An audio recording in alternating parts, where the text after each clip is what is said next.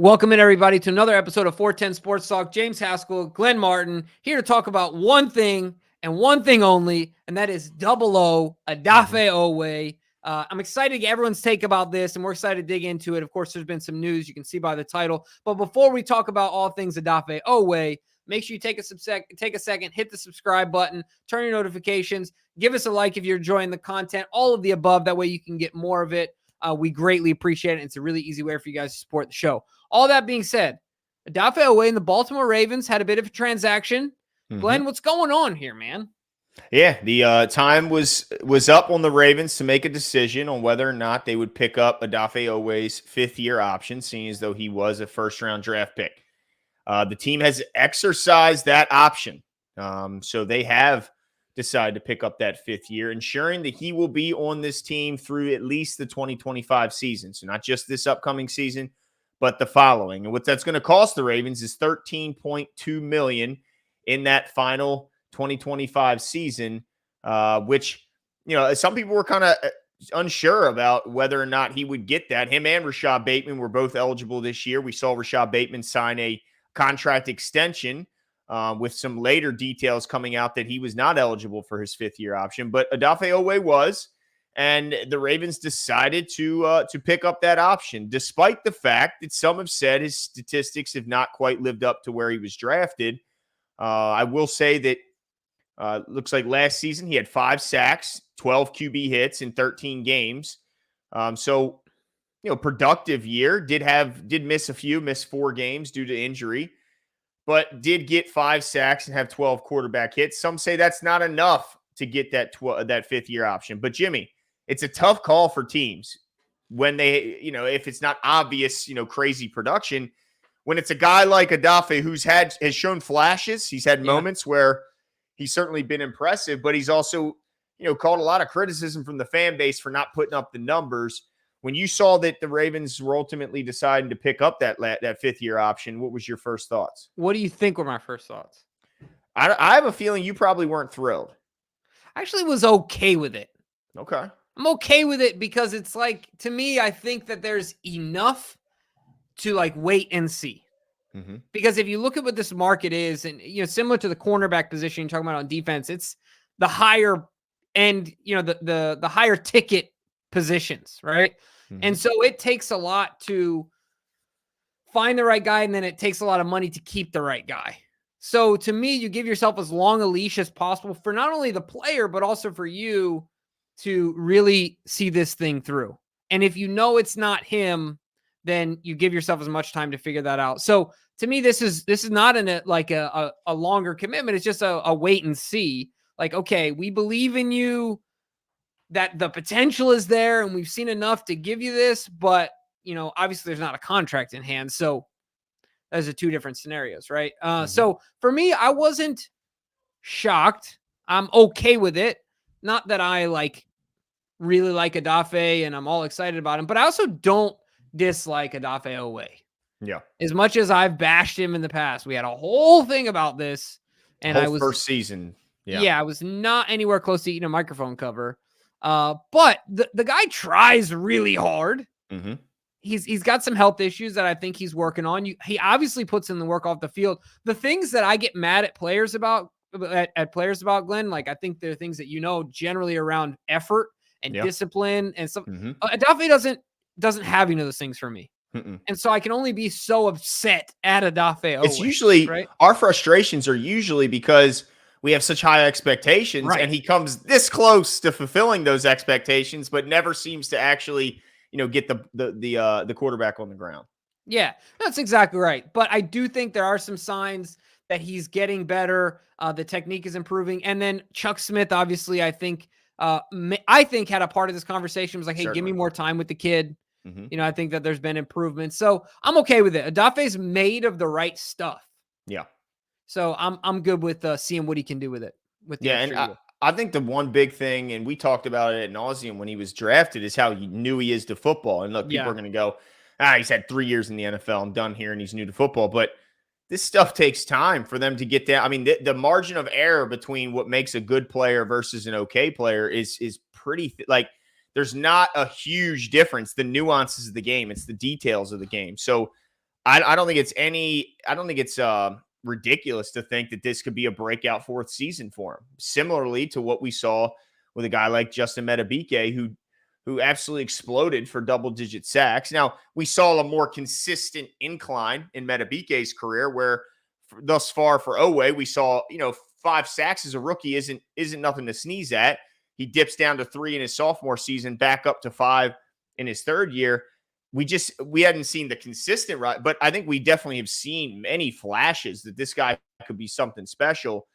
Certainly not a one-trick pony, not a guy who's only good at getting to the passer. He's a good run defender. He's obviously got all the athletic traits. He's just got to continue to put this thing together. Yep. And if he does, Jimbo, if he does have that jump in fourth year, then that 13.2 is going to be a bargain. Not looking too bad.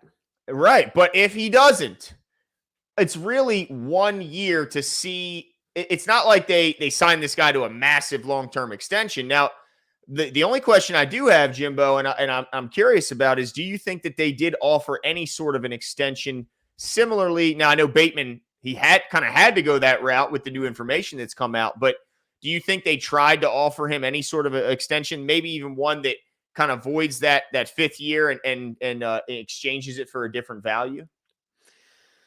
I mean, I think there was definitely a conversation. Part of the reason I think that is because, if I'm not mistaken, DK, you can correct me if I'm wrong here, but with and Glenn as well, with the 5th year, that number is a pure cap hit, right? So that 13. So yeah, I think Eric probably came to him to try and figure out if there's a way that they can figure this out, right? So that way that he doesn't account 13 and change towards the cap in not this coming year, but the following year.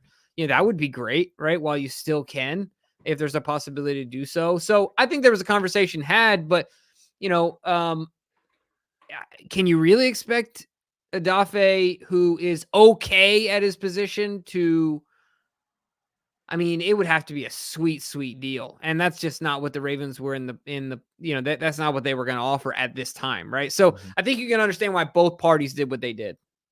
Yeah. Yeah, right? Because they were going to try and get him on the cheap, and he was, he knows that if he just stays healthy, stays consistently growing as a player. Look what Judon did, never getting double-digit sacks, paycheck-wise. Oh, yeah. Right? So he's got to be looking at something and like that. And he got his double-digit sacks after he got that paycheck. Right. So, look, I mean, I think that Odafe did the right thing, from his standpoint as well. You can't be mad at him. Yeah, I think it's a good situation that they're both in. Now, he's got to go out there and prove it, but it's on him. It's on him to get it done, right? Yeah. Now, let me ask you what you feel about this room. So, Odafe Oweh, right? He's not going in. KVN is back. Kyle Van Noy. Still got David Ajabo. Jury's out on what that guy's bringing.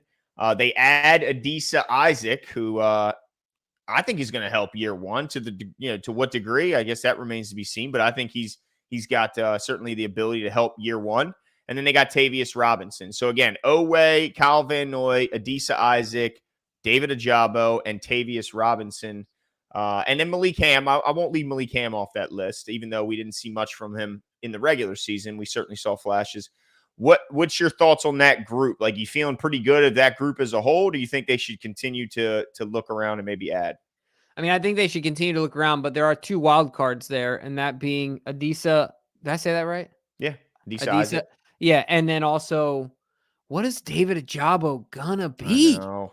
What is he gonna be? You know what I mean? Like, so look, this is me outside looking in. You know what? I'm not even gonna go there. I'm gonna stay positive. There we go.